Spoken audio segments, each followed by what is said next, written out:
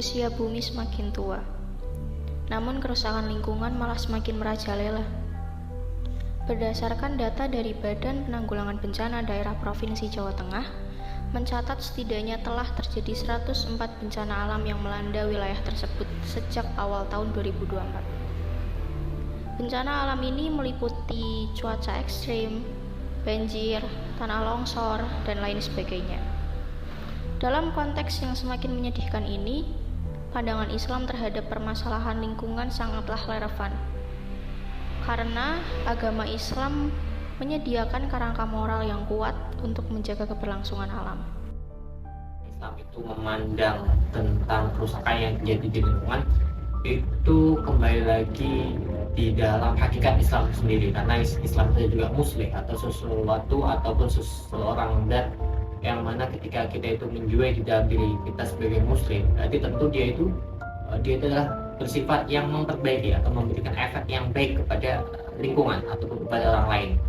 Karena bagaimana Nabi SAW beliau di dalam berbuat baik kepada orang lain dan bahkan itu hewan dan bahkan itu kepada sesuatu alam yang lain atau masih Allah sesuatu makhluk yang lain, itu diajarkan dengan sempurna kepada kita, termasuk dengan alam, termasuk dengan bagaimana kita berinteraksi, bahkan dengan hewan sekalipun itu juga telah diajarkan oleh baginda Nabi Muhammad SAW, dan bahkan banyak diisyaratkan atau banyak ditunjukkan oleh ayat-ayat Al-Quran Rabbani yang mana diterangkan kepada kita tentang bagaimana nanti akan terjadi ada manusia yang mana manusia ini akan menjadi fitnah di muka bumi, sementara malaikat itu berprotes, loh kenapa khalifah itu daripada golongan manusia, sementara mereka para manusia yang akan menjadi momok atau malapetaka bahkan di muka bumi ini, seperti itu. Sehingga persifatan demikian atau sindiran demikian itu menjadikan misi kepada orang muslim itu sendiri, bahwasanya seyogyanya seorang yang muslim itu tidak menjadi bagian hal yang seperti itu. Akan tetapi muslim itu menjadi seorang yang muslim atau bahkan dia itu memperbaiki atau memberikan efek yang bagus kepada muka bumi ini. Kerusakan yang terjadi di akhir-akhir ini tuh menandakan persifatan itu atau maksud kita itu dijadikan Allah sebagai khalifah itu tidak sempurna kita jiwai. Karena kalau misalnya kita menjiwai hal demikian, ketika Allah menyematkan di dalam diri kita itu adalah seorang khalifah, seorang yang akan menjadi pemimpin, seorang yang akan menjadi leader di muka bumi ini, maka niscaya tanggung jawab atau mas'uliyah atau beban yang ada di pundak kita itu kita hayati itu, bahwasanya kita menjadi sosok ataupun pionir yang paling garda paling depan dalam menjaga ini semua. Termasuk demikian, kalau misalnya ambil kabar ketika seseorang, kalau misalnya suatu negeri kok dia banyak kerusakan yang ada di dalamnya, ambil kabar berarti nilai-nilai Islam itu telah luntur di dalam negeri tersebut. Bagaimana Allah mengatakan berfirman, wal baladut thayyib yakhruju nabatuhu bi idzni rabbih walladzi khabusa la yakhruju illa nakida.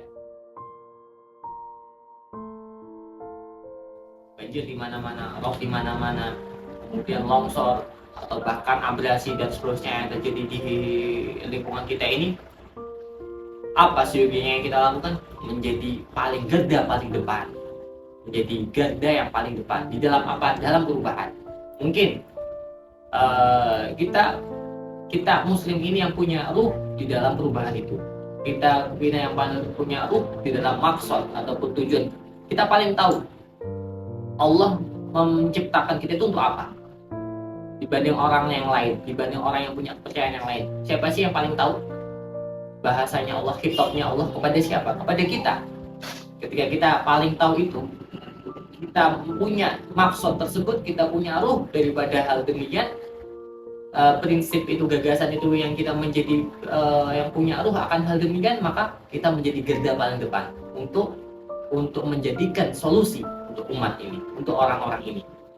Garda paling depan itu ada kalanya kita nggak punya teknologi atau kita nggak punya pemikiran atau kita nggak tahu tentang teknologi yang paling mutakhir itu seperti apa. Nggak melulu kita harus tahu itu, tapi ketika kita punya ruh kita punya prinsip itu yang benar-benar tertancap di dalam satu body kita, apa yang kita lakuin? Kita kumpulin mereka orang-orang yang punya teknologi. Siapa? Tapi pionirnya, siapa? Leadernya adalah kita.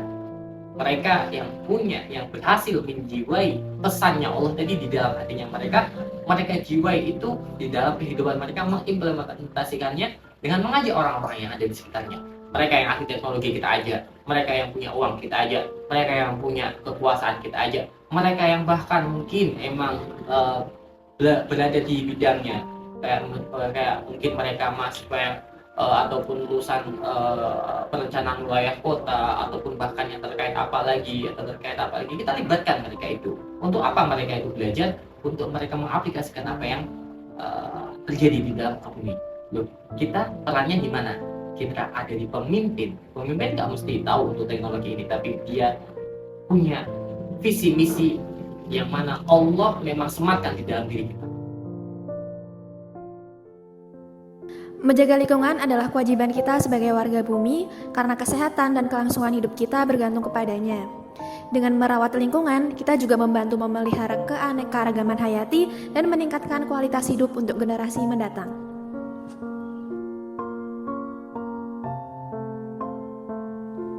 Alam dan manusia saling membutuhkan, namun tidak dipungkiri bahwa bencana atau kerusakan alam yang sudah terjadi. Salah satunya bisa disebabkan oleh perbuatan usil manusia.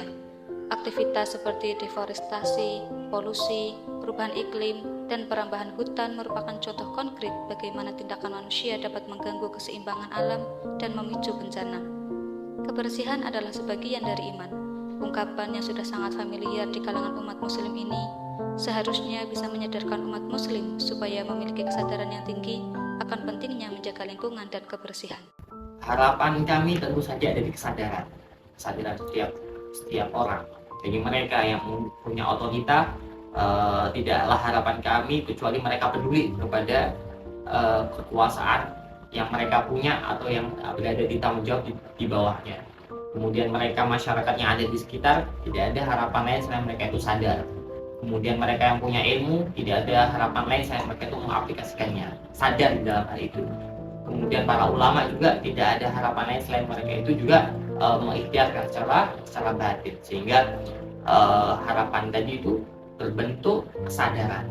Nah, itu dia mungkin yang membuat solusi yang nyata bagi alam yang ada di sekitar ini, bagi apa yang lingkungan yang ada di depannya kita. Merawat lingkungan bukan hanya tanggung jawab, tapi juga investasi untuk masa depan. Dengan menjaga kelestarian alam, kita melindungi sumber daya alam yang penting bagi kehidupan manusia dan menyumbang pada keseimbangan ekosistem global.